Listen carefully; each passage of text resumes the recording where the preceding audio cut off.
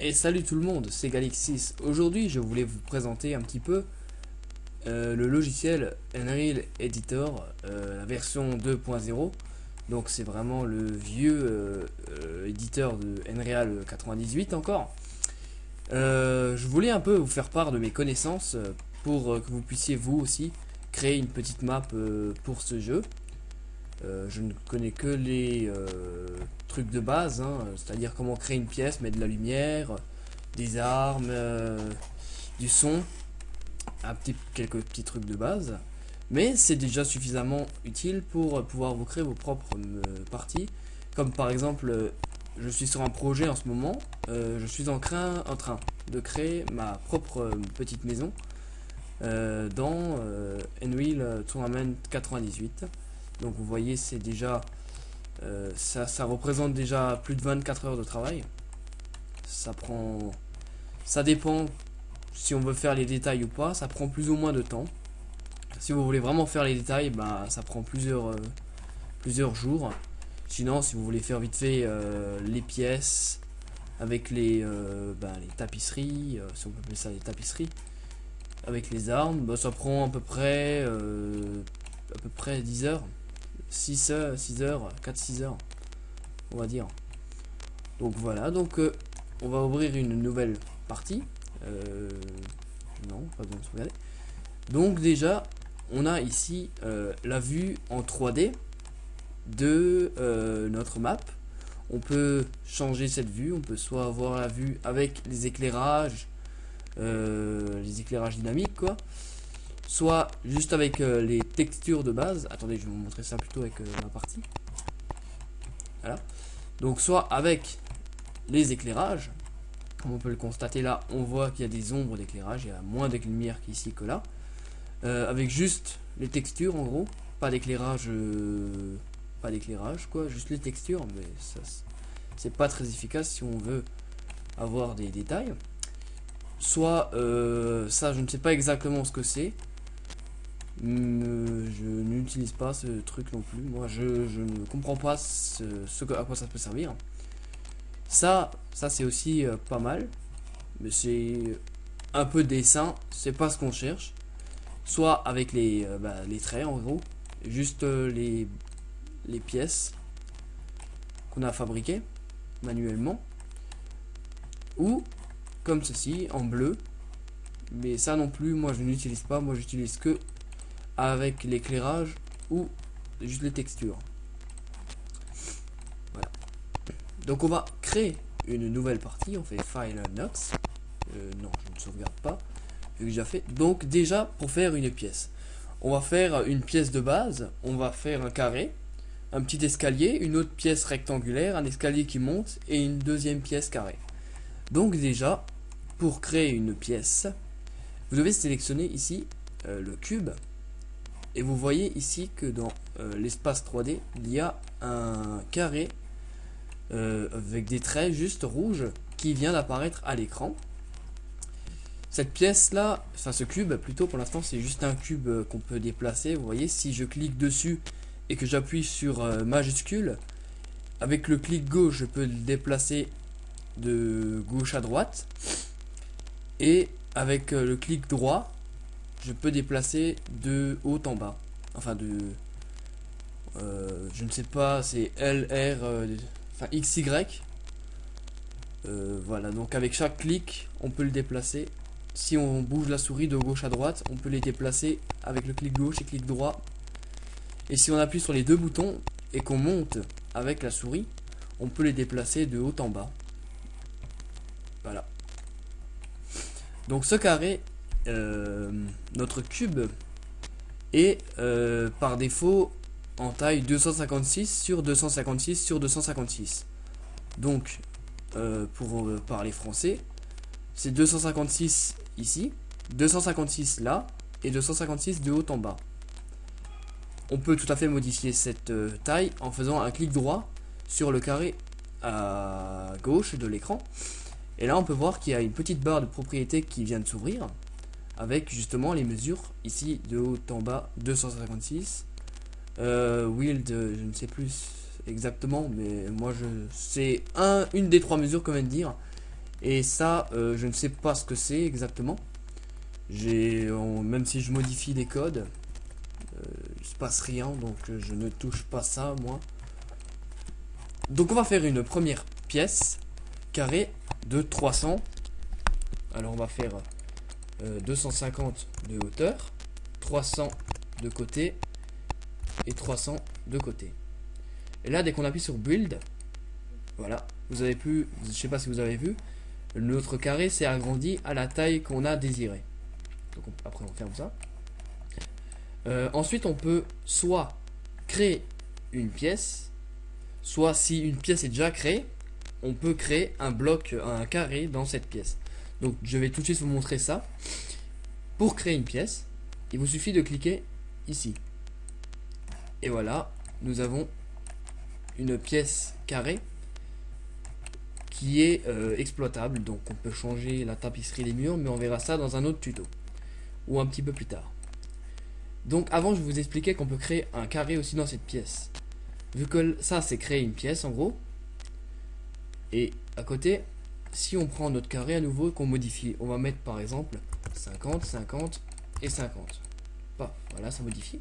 Si nous cliquons à gauche, ici, voilà, on a maintenant... Attendez, je vous montre comme ça.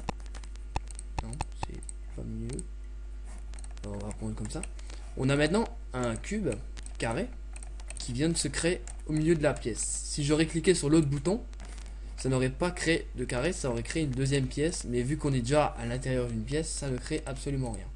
Donc je fais retour pour effacer, pour ne pas faire d'erreur. Donc nous avons notre pièce ici carrée, déjà. Ensuite nous allons créer une deuxième pièce, toujours de 250 de hauteur. Votre petite info, dans le jeu Unreal Tournament 98, votre personnage fait 100, à peu près 100 de hauteur. Donc faut au minimum créer une pièce de 150 pour même 200 pour être à l'aise quoi, parce que 150 c'est un petit peu serré. Vous allez jouer mais vous pourrez pas bien sauter. Donc c'est minimum 100. Tout ce qui est en dessous de 100 vous ne pouvez pas y accéder sauf si vous vous baissez peut-être, mais ce sera moins jouable. Donc on va créer cette fois-ci un rectangle qu'on va lier à ce carré à côté quoi.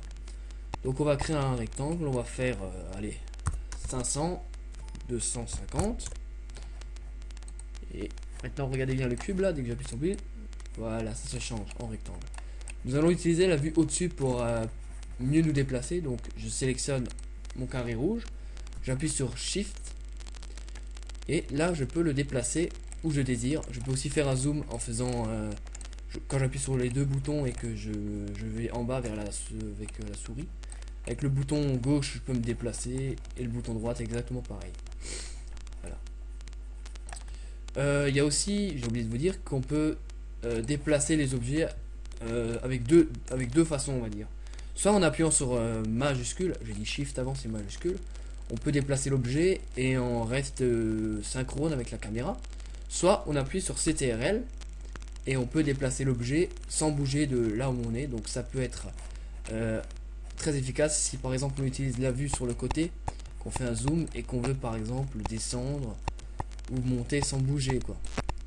Ça peut être utile. Donc ici nous avons notre pièce rectangulaire et je la veux à contrebas, un petit peu contrebas. Donc on va utiliser la vue à droite, donc le front ici à droite, en haut à droite. J'ai oublié de vous dire qu'il y a TFS, c'est tout simplement vue au-dessus, vue sur un des côtés et l'autre côté. Donc là moi de préférence c'est le T, le F et le S. J'ai gardé les trucs de base. Donc nous allons utiliser le side ici pour descendre de quelques... On va descendre de 5 cubes vers le bas. Voilà, vous voyez ici ça a bougé. C'est dès qu'on appuie ça synchronise et ça descend. Donc voilà. Et on va créer une pièce. Donc si cette pièce est ici en haut, elle est connectée, on va dire qu'elle est superposée avec la deuxième pièce qu'on a, ça va créer ceci, un accès, une porte plutôt pour y accéder à cette pièce. Si j'aurais créé cette pièce, attendez, si j'avais déplacé de 1 cube vers le haut cette pièce comme je viens de faire et que je l'aurais créé, vous voyez, ça n'a pas de créé d'accès. On ne peut pas y accéder. Donc c'est pour ça que si on veut faire une petite entrée, il faut le décaler de une case ou deux. Et si on veut si on veut pas créer une porte, bah, faut le coller pour pouvoir créer un accès simple à cette pièce là. Voilà, donc ça c'est fait. Nous avons déjà une petite map très sympathique. Bon, ça peut être jouable à deux personnes face à face, mais voilà, c'est déjà un début. On va créer notre deuxième carré, donc normalement vous devez savoir le faire. 250 de haut, 300 de côté et 300 de l'autre côté. Voilà. Ensuite on va la déplacer avec le T en haut, avec la vue d'au-dessus. Voilà, on va le coller. Et on va à nouveau le monter de 5 carreaux vers le haut. Voilà, donc on va, voilà, en vue 3D, c'est ici, on va la créer. Voilà, on a à nouveau notre accès à cette pièce. Et de l'autre côté. Nous allons déjà sauvegarder. Nouvelle sauvegarde. Très important en sauvegardant, faut pas mettre par exemple maps démo par exemple. On va l'appeler tuto. Voilà, il ne faut surtout pas faire cette erreur là. Ça dépend votre type de map. Si c'est par exemple une deathmatch, vous mettez DM en majuscule et un tiret et tuto après, comme ceci. Que si vous faites DM, elle sera rangée dans la rubrique Deathmatch de Unreal Tournament. Si vous mettez CTF, majuscule CTF, ce sera capture de drapeau, et AS, ce sera assaut. Mais AS, je ne sais pas encore en créer. Les A et DOM, c'est domination. Capture de drapeau, je sais aussi en créer rapidement. Mais le seul problème, c'est que je ne sais pas comment on fait pour apparaître à des points stratégiques, par exemple dans la base rouge et les bleus à la base bleue. Ça, je ne sais pas encore faire. Je ne suis pas compétent encore à ce niveau-là. Mais pour une deathmatch, moi, j'arrive à faire ça. Donc, nous avons maintenant notre pièce. Et vous voyez ici qu'il y a une petite marche à descendre. Et cette marche là, bon, en sautant on peut la prendre, mais on va dire qu'on ne veut pas sauter. On va maintenant poser un escalier. On va sélectionner à gauche, c'est l'escalier. Donc vous voyez que l'escalier est maintenant ici. On va une fois le déplacer. Ah oui, j'ai oublié de vous dire que pour tourner un objet, ce n'est pas avec la souris qu'il faut faire. Il faut aller en haut sur le tops, appuyer sur l'objet, sur CTRL et clic droit, parce que le clic gauche vous fait déplacer, donc clic droit pour le tourner. Donc vous pouvez vous déplacer votre souris de gauche à droite et ça le fera pivoter d'un sens ou l'autre. Voilà. On va le descendre avec l'écran de droite, donc clic dessus, clic gauche, on va le descendre à notre niveau. Voilà, comme ceci. Avec cet écran là, on va aussi une fois le placer correctement comme on désire. Mais vous allez me dire qu'il est légèrement trop haut, comme on peut le voir sur la vue de droite. Et on va bien le placer. Voilà, il est trop haut. Donc je vais vous montrer aussi. Et il est aussi légèrement un peu trop large. Bon, ça ce n'est pas très important, mais si on veut faire un petit escalier, on va faire un petit escalier. Tiens. Voilà. Donc on va sélectionner à gauche l'escalier en faisant clic droit cette fois-ci. Ça va ouvrir la barre de propriété. Ensuite, on a différentes merde, j'ai oublié le mot. Bon, on a différents chiffres, j'ai oublié le mot, qui vont être importants les autres et l'autre. Ça, je ne sais pas ce que c'est. Ça, c'est le nombre de marches. Si par exemple, on fait un escalier de 3 de marches, on met 3. Et voilà, on a un petit escalier avec 3 marches de hauteur. Ça, c'est la largeur de l'escalier. Donc, on veut un escalier de 100. Voilà. Donc là, il est un petit escalier de 100. On va le placer correctement. Ça, qu'est-ce que c'est déjà ça? Attendez, je vais une fois vous donner une petite meilleure vue en 3D. Voilà. 16, 20. Ça, je crois que c'est la hauteur des marches. Oui, c'est ça, c'est la hauteur des marches. Donc, on peut faire des marches de 10 par exemple. Ce sera des petites marches. Vous voyez, en 3D, là, ça fait des petites marches. Et des marches de 50, vous voyez qu'elles sont beaucoup plus grosses. Et faudra sauter marche par marche. C'est pas trop ce qu'on désire. Donc on va faire un escalier avec 15. 15. Voilà. C'est largement bien. Ça, je crois que c'est l'étirement, oui, des marches. L'étirement des marches. Qu'elles sont plus ou moins grandes. Donc on va mettre des marches, nous, de 30. Voilà, 30. Et on va mettre... attendez, je crois 5 marches. Est-ce que ça suffit? Est-ce que 5... Oui, on va mettre 6 marches. Ça dépend en fait, si vous avez bien fait comme moi, vous aurez 5 ou 6 marches. Voilà, donc là ça dépasse un tout petit peu, on voit en 3D que ça dépasse un peu.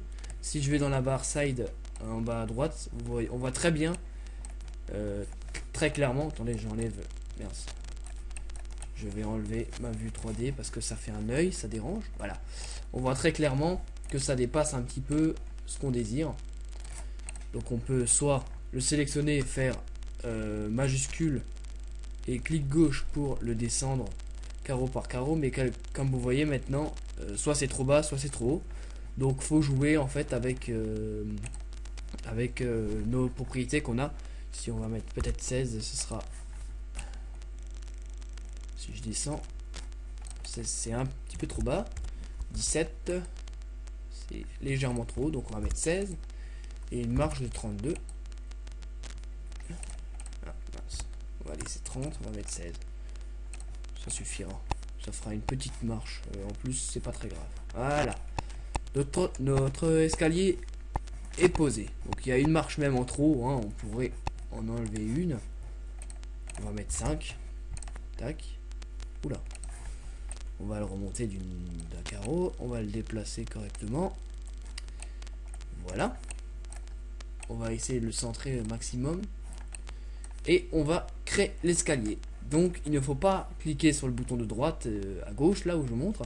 Ça c'est pas du tout ce qu'on veut. On veut créer un bloc dans un bloc. Et pas créer un bloc vierge où on peut entrer dedans. Là c'est un bloc, c'est comment dire, c'est pas creusé. On veut pas creuser, on veut poser. Voilà. Donc ça c'est creusé, ça c'est posé. Ça je ne sais pas, ça je sais pas, mais ça m'a pas l'air très utile pour le moment. Donc on va poser le bloc. Et maintenant, si j'enlève la barre rouge, voilà, on peut voir qu'on a ici un escalier. Sans texture pour l'instant, hein, ce n'est pas très important. Et on va créer exactement la même chose de l'autre côté. Donc moi je conseille d'aller en haut, de pivoter l'escalier en faisant CTRL ou majuscule et en bougeant la souris. Et de le poser de l'autre côté. Vérifier avec les écrans de côté si c'est de la même taille. Donc vu que c'est la pièce, vu que les deux pièces sont à même niveau, normalement c'est pas de problème. Voilà, nos deux escaliers sont maintenant créés. Et maintenant je vais vous montrer. Go. Et maintenant je vais vous apprendre comment apparaître dans cette partie là. Parce que si vous démarrez le jeu, vous ne pourrez pas apparaître dans cette partie car on n'a pas posé de point de spawn dans ce niveau 3D. Donc je vais maintenant vous montrer comment créer un point d'apparition, ce qui est très important dans cette partie là. Donc vu que je ne sais pas le faire manuellement, je vais tout simplement aller dans File, sauvegarder avant, Open, ça nous demande de sauvegarder donc on fait oui. Et je vais aller chercher dans une partie deathmatch, peu importe laquelle, une partie au hasard. Par exemple là j'ai eu celle-là avec la tapis roulant. On va chercher ceci, la petite manette de jeu là que j'ai devant moi. Ensuite dès que vous avez trouvé cette manette de jeu, vous la sélectionnez en faisant un clic gauche. Vous faites un clic droit dessus et vous faites Main Current. Je ne sais pas comment ça se dit en anglais, Main Current. Vous cliquez dessus. Et en faisant ça, ça va tout simplement créer. En faisant clic droit au hasard nulle part, ça va créer au hasard. Vous cliquez n'importe où. Hein, vous aurez une petite barre qui va s'ouvrir. Et ça va créer ça en fait. Si j'aurais pas fait ma cure avant, il y avait juste à créer une lumière. Créer une lumière. Ça c'est créer une lumière dans une partie. C'est pour créer une source de lumière dans la map. Donc vu que maintenant j'ai pris celui-là et que je l'ai enregistré là-dedans, ben maintenant j'ai les player start. Donc avec ça on va pouvoir retourner dans notre partie où nous étions avant. Donc DM tuto, voilà. Et on va poser tout simplement notre point de spawn dans on va poser les 2 points de spawn dans chaque carré. Donc là, je vais en créer un. Donc clic droit, Player Start. Et là, vous voyez que nous avons notre petite manette qui vient d'apparaître dans notre cube en 3D. Je vais faire pareil de l'autre côté. Voilà. Donc j'enregistre. Voilà. Maintenant, si on va, si on clique sur la manette là, Play Map, on peut jouer dans la map qu'on vient de créer. Donc je ne sais pas si ça va prendre en compte avec mon enregistreur. Donc vous pouvez essayer déjà votre map. Vous aurez déjà votre petite partie en 3D avec... vous pourrez déjà tuer les ennemis en face, quoi, avec l'arme de base. Pour l'instant, vous n'avez pas d'arme, ni de point de vie, ni de bouclier, et tout ça, quoi. Vous avez juste votre map en 3D avec un point de spawn où vous pourrez apparaître et vous déplacer, quoi. Donc voilà. Maintenant, vous avez... Non, on va faire ça dans le prochain épisode. Dans mon prochain épisode, nous allons apprendre à poser des tapisseries sur... des textures sur les murs, plutôt. Des tapisseries, des textures, plutôt. Et nous allons apprendre à poser de la lumière dans la partie et à avoir les différentes façons d'avoir une petite lumière, soit d'ambiance, un gyrophare ou d'autres éléments, quoi. Voilà. Donc merci d'avoir visualisé cette vidéo. N'hésitez pas à vous abonner à ma chaîne pour savoir si je sors d'autres tutos prochainement ou pas sur Nreal Editor. Donc ce que je viens de vous apprendre là, ça fonctionne aussi sur... attendez, je vais fermer. Ça fonctionne aussi sur Nreal ED3 et Nreal ED4. Hein, le 3 c'est celui-là de Nreal Tournament 2003 et 2004. Et le nouveau, le Nreal ED4, c'est sur Nreal Tournament 3 principalement. Si vous avez Nreal Tournament. Hein. Donc vous voyez que le 3 il est presque pareil. Il y a juste quelques petits éléments qui ont été ajoutés. Mais le 3 est aussi simple que la version 2. Hein. Il n'y a presque pas de différence.